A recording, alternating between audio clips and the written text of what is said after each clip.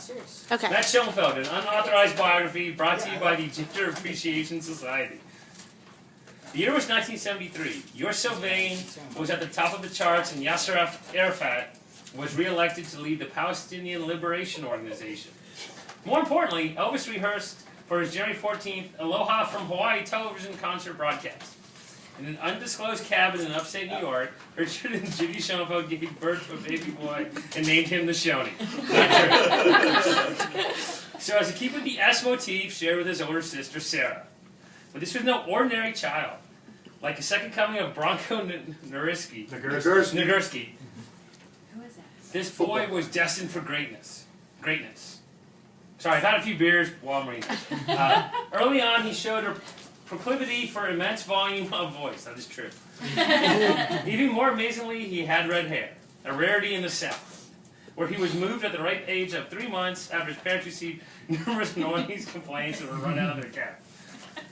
That's awesome. Though he was colorblind, the rest of the world could see his hair and beard, which he was born with.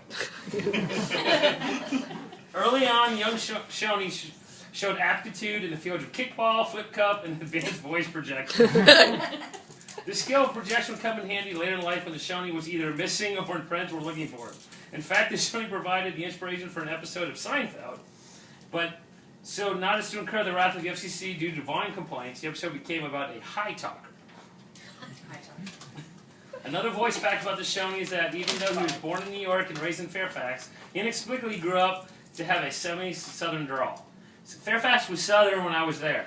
When I was born It still there. is, isn't it? Not so. It's not as much as it used to be. There were farms when I grew up there. It's more ethnic. And people used to have mullets back then too. This trait proved especially valuable at his beloved University of Virginia, where the Schoeny joined the Thomas Jefferson Appreciation Reenactment Team.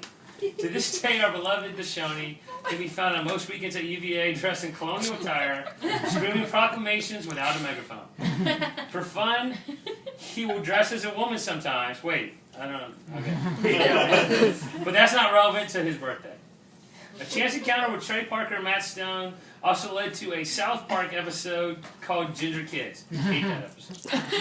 This truly helped seal his fate as a cultural phenomenon. In his youth, as an avid theater goer, the Schoeny loved nothing more than driving to the latest performance in his Camaro, with the windows down, the breeze blowing in his mullet, like an Adonis on a steed. That is true. Oh, shit. As a moment of the period between birth and college is unknown, we come to a modern time. 2013, a birthday celebration in Las Vegas. 40 years later, you are welcome to this auspicious event. Rare is the time when a ginger makes it publicly to his 40th birthday. We all killed at our youth or something? They're often... Oh, I'm sorry. I got ahead. Sorry. It's called euthanize. They are often captured and kept as pets because they are prized for their pelts. Thanks to his skills, such as his loud talking, the Schoeny has managed to keep out of the traps of others. So why bring the Schoeny to Vegas to celebrate his life? 1, because his voice will be just right in the clamor of the casinos and clubs. 2, because there are more redheads per capita in Vegas, it's good for him to be near his own kind. And 3, he can wear his Thomas Jefferson apparel in public and no one will bat an eye.